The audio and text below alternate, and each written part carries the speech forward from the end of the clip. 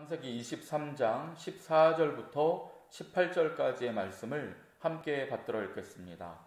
에브론이 아브라함에게 대답하여 이르되 내 주여 내 말을 들으소서. 땅값은 은 400세겔이나 그것이 나와 당신 사이에 무슨 문제가 되리이까. 당신의 죽은 자를 장사하소서. 아브라함이 에브론의 말을 따라 에브론이 헷 족속이 듣는 데서 말한 대로 상인이 통용하는 은 400세겔을 달아 에브론에게 주었더니 마므레 앞 막벨라에 있는 에브론의 밭 곧 그 밭과 거기에 속한 굴과 그 밭과 그 주위에 둘린 모든 나무가 성문에 들어온 모든 헷 족속이 보는 데서 아브라함의 소유로 확정된지라. 아멘. 오늘 말씀의 배경은 이렇습니다. 아브라함의 아내 사라가 127세를 일기로 기럇 아르바라는 지역에서 죽음을 맞이하게 됩니다. 기럇 아르바는 헤브론이라는 땅의 옛 이름입니다. 헤브론은 기름지고 풍성한 열매가 맺히는 비옥한 땅이었습니다. 게다가 산으로 둘러싸인 천연 요새였기 때문에 방비하기도 매우 좋은 땅이었지요. 일찍부터 문화가 발달하고 가나안 땅 중에서도 최고의 노른자위 땅이라고 할 수 있습니다. 하지만 이렇게 좋은 땅이었기 때문에 이 땅을 차지하려는 사람들도 많았고, 그래서 땅 주인이 여러 번 바뀐 지역이기도 합니다. 오늘 말씀을 보면 이 헤브론을 기럇 아르바라고 원래 불렀다라는 것을 알 수 있습니다. 기럇 아르바라는 말은 아르바라고 하는 사람의 도시라는 뜻입니다. 아르바가 누구냐 하면은 바로 거인족으로 알려져 있는 아낙 자손들의 조상입니다. 이 거인족 중에는 그 후손이 골리앗이 있을 정도로 아주 기운 센 사람들이 가득했지요. 그렇기 때문에 처음에는 이 헤브론의 좋은 땅을 기럇 아르바, 즉 거인족들이 차지하고 있었던 것으로 보입니다. 그리고 아브라함 당시에는 그 땅을 헷 족속이라는 사람들이 차지하고 있었습니다. 헷 족속은 히타이트라는 것으로 더 잘 알려져 있는 민족인데요. 고대에 강력하게 수많은 지역을 빠르게 정복했던 아주 힘이 센 족속들이었습니다. 아브라함의 아내 사라가 이 땅에 살고 있었던 것입니다. 헷 족속이 차지하고 있었던 그 비옥하고 문명이 발달했던 그 헤브론 지역에 아브라함의 아내 사라가 살다가 그곳에서 죽습니다. 그리고 말씀을 보게 되면 사라가 죽었다는 그 소식을 들은 아브라함은 급히 기럇 아르바에 들어가서 죽은 아내를 보며 슬퍼하면서 애통해했다. 그것이 창세기 23장 1절에 기록되어 있습니다. 사라가 죽을 때 아브라함은 임종을 지키지 못했습니다. 왜 그랬겠습니까? 그가 양떼를 따라다니느라 그곳에 있지 못했기 때문입니다. 슬퍼하면서 애통했다라고 성경은 기록하고 있는데요. 아마 아브라함의 눈물은 아내의 임종을 함께 하지 못했다는 사실 때문에 오는 서러움도 함께 있지 않았나 하는 생각이 듭니다. 아브라함이 가나안 사람들처럼 농사를 지으면서 기럇 아르바에 정착했더라면 사라의 임종을 지킬 수 있었을 것입니다. 하지만 주님께서는 아브라함에게 수많은 목축들을 주셨고 또 수많은 종들을 주셨고 그의 힘을 왕의 버금가는 그런 큰 힘으로 허락해 주셨건만 여전히 아브라함을 땅에 정착하는 사람이 아니라 양들을 따라다니면서 가나안의 온 땅을 다 밟고 다니는 사람이 되게 하셨던 것입니다. 이것이 믿음의 사람의 근본적인 원형이라고 할 수 있습니다. 믿음의 사람은 땅의 주인이 아니라 나그네와 같은 인생을 살아갑니다. 아브라함은 믿음의 조상이었기 때문에 그래서 정착하는 삶이 아니라 온 세상을 다스리며 또 그 땅을 밟으면서 살아가는, 그러나 나그네와 같은 삶을 살았고, 어쩔 수 없이 아내 사라의 죽음을 함께하지 못하고 결국 애통해야 하고 슬퍼하는 또 필연적인 삶을 살았다라고 할 수 있습니다. 훗날 기럇 아르바는 헤브론이라는 이름으로 바뀌게 되고 성경에 다시 등장합니다. 이때는 이 헤브론이 믿음을 잃었던 이스라엘 백성들에게 큰 수치를 안겨주는 땅이 되었습니다. 가나안 땅을 정탐하러 갔던 12명의 사람들이 이곳에서 아낙 자손들을 보게 됩니다. 그때는 다시 힘센 아낙 자손들이 이 헤브론 땅을 차지하고 있었던 때였던 것이지요.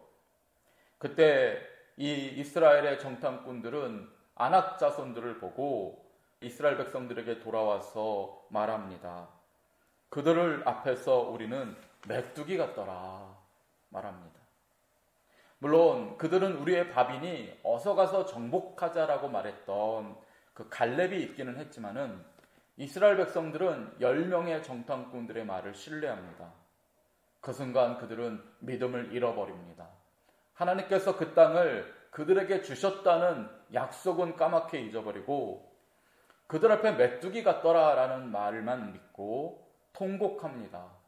그리고 하나님께 원망하고 지도자 모세를 돌로 쳐 죽이려고 합니다.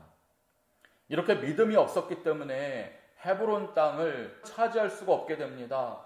40년 동안 가나안 땅에 들어가지 못하고 사막에 묻혀버리게 됩니다. 하지만 그 모든 사람들이 다 죽고 나자 이제 여호수아 세대가 됩니다. 갈렙은 여호수아에게 다시 요청합니다. 이 땅 헤브론을 나에게 달라. 결국 갈렙은 헤브론 땅을 정복합니다. 거인들을 몰아냅니다. 그 산지로 뒤덮인 땅을 정복하고 갈렙의 지파인 유다 지파들의 땅이 되고 만 것입니다.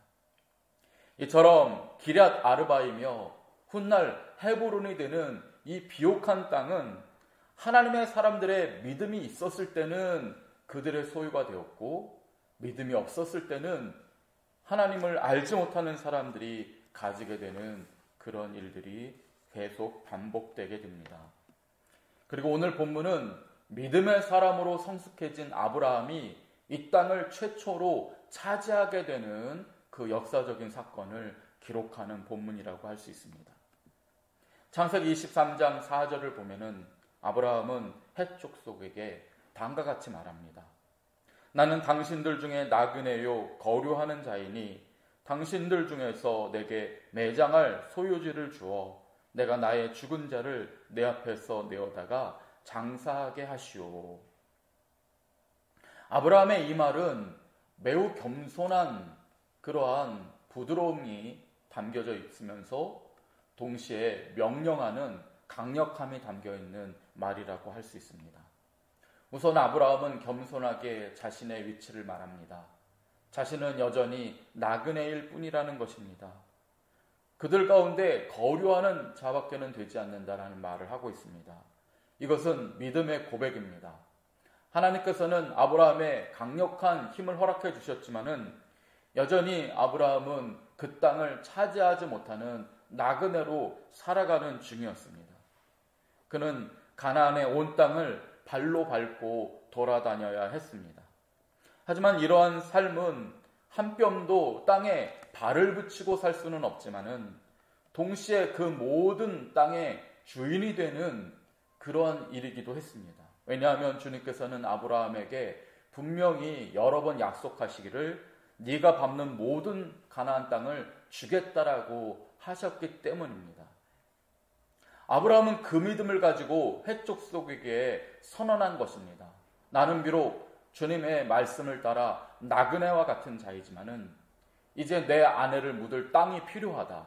그러니 땅을 내놓으라고 당당하게 명령한 것입니다. 이렇게 믿음에 근거한 아브라함, 믿음으로 뜨거워진 아브라함이 땅을 요구하자 놀라운 일이 일어납니다. 오늘 본문 6절을 보면 해족속이 뭐라고 아브라함에게 말합니까? 내 주여 들으소서. 당신은 우리 가운데 있는 하나님이 세우신 지도자이시니 우리 묘실 중에서 좋은 것을 택하여 당신의 죽은 자를 장사하소서. 공손하게 대답합니다. 해족속은 강력한 족속이었습니다. 단시간에 수많은 땅을 차지한 무서운 사람들입니다. 그런데 오늘 말씀을 보면 아브라함에게 뭐라고 말하고 있습니까? 내 주여 들으소서라고 말합니다. 당신은 하나님이 세우신 지도자라고 말합니다. 성도 여러분, 이것이 믿는 사람들의 힘인 줄 믿습니다. 믿는 사람이 하나님 앞에 바르게 살고 그의 믿음이 뜨거우면 세상이 그의 말에 굴복하는 것입니다. 당신은 우리의 지도자라고 인정하는 것입니다. 하나님이 세우신 자라는 것을 그들도 알게 되는 것입니다.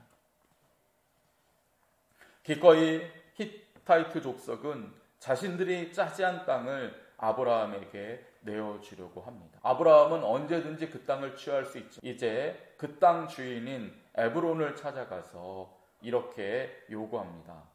에브론에게 말하여 이르되 당신이 합당히 여기면 청하건대 내 말을 들으시오.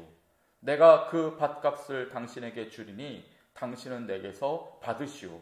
내가 나의 죽은 자를 거기 장사하겠노라. 여기 이 말을 보면 똑같이 해족속에게 말한 것처럼 매우 공손하고 온화하지만 동시에 강력하여 거부할 수 없는 명령이 들어 있습니다. 아브라함의 말에는 일종의 상반된 힘이 공존합니다. 그 말에는 부드러움이 있습니다. 당신이 합당하게 여기면 들어주시오라고 하는 부드러움이 있습니다. 하지만 이와 함께 거부할 수 없는 힘이 그 아브라함의 입술에 담겨 있는 것입니다. 성도 여러분, 이것이 믿음이 성숙한 사람이 가지는 모습이라고 저는 보았습니다. 아브라함은 오랜 세월 믿음의 훈련을 받은 사람이 아닙니까? 처음 갈대아 우르를 떠났을 때 그는 믿음은 있었지만은 오히려 세상 사람들보다도 못난 점이 참 많았습니다. 두려워하고 떨었습니다. 하지만 그의 믿음이 성숙한 뒤에 오늘 보게 되면 어떻습니까? 그는 정중합니다. 부드럽습니다. 하지만 그 말을 들은 사람은 거부할 수 없는 강력한 힘을 가지고 있습니다. 성도 여러분, 우리 모두가 이와 같이 되기를 간절히 바랍니다. 우리의 믿음이 성숙하여져서 세상 사람들에게 그 누구보다도 겸손하고 부드럽지만 동시에 그들이 거부할 수 없는 강력한 입술의 권세를 여러분들이 가지게 되시기를 간절히 바랍니다. 그 입술의 권세로 세상을 다스리고 세상을 정복하고 세상을 이끌어 나가는 주인공들이 되셔야 할 줄을 믿습니다. 아브라함은 그냥 얻을 수도 있는 기럇 아르바를 기필코 값을 주고 구입합니다. 왜 그랬을까요? 왜냐하면 이 땅은 해족속이 준 땅이 아니라 하나님께서 주신 땅이기 때문입니다. 만약에 해족속에게 무상으로 그 땅을 얻으면 그 땅은 해족속이 준 땅이지 하나님이 주신 땅이 아닌 것입니다. 그러므로 아브라함은 기필코 그 값을 주고 해족속에게서 완전히 그 땅을 차지하게 된 것이지요. 게다가 이렇게 했기 때문에 훗날 아브라함의 후손들이 그 땅을 다시 차지할 때에도 정당한 근거를 얻게 됩니다. 출애굽한 이스라엘 백성들은 가나안을 향해서 진군하게 됩니다. 그들은 하나님께서 그의 조상 아브라함에게 이 땅을 주셨다는 약속을 가지고 있습니다. 동시에 아브라함이 해족속에게서 산 토지 문서를 가지고 있습니다. 그렇기 때문에 그들은 주저함 없이 가나안을 향하여서 진군할 수 있었고 후손들이 가나안 땅의 전체를 차지할 수 있게 된 것입니다. 성도 여러분, 우리는 아브라함처럼 이 세상의 나그네처럼 살아갑니다. 이 땅은 우리가 영원히 머물 곳이 아닙니다. 이 사실을 잊어서는 안 됩니다. 믿음의 사람은 이 땅을 소유하는 자가 아니라 저 하늘나라를 영원히 소유할 자들입니다. 그러므로 믿음의 사람은 이 세상에 완전히 동화되어서는 안 됩니다. 하지만 동시에 이 세상과 완전히 분리되어서 살아서도 안 되는 것입니다. 우리는 하나님께서 주신 이 땅을 정복하고 차지하고 다스려야 합니다. 그때는 이 세상을 차지할 능력을 하나님께서 허락해 주실 것입니다. 그리고 이와 같은 믿음의 훈련을 통해서 우리는 훗날 영원한 하나님 나라를 소유하고 그 나라의 백성으로 살아가게 될 것입니다. 오늘 저와 여러분이 저 하늘나라의 백성이며 또한 이 세상의 주인이라는 사실을 잊지 않고 하나님 붙들고 승리하게 되시기를 주님의 이름으로 축원드립니다. 아멘. 주님, 두려움으로 믿음의 여정을 시작했던 아브라함이 그 믿음의 성숙함으로 인해서 이제 세상을 다스리는 자가 된 것을 보게 하시니 감사합니다. 오늘 이 세상을 살아가는 저희들도 아브라함처럼 되게 하여 주옵소서. 영원한 하나님 나라의 백성이지만 동시에 이 땅을 살아가는 하나님의 자녀로서 땅을 차지하게 하시고 다스리게 하여 주시고 우리에게 필요한 힘과 지혜와 용기를 허락하여 주셔서 오늘 하루 승리하게 하여 주옵소서. 이 세상을 이기신 예수님 이름으로 기도드립니다. 아멘.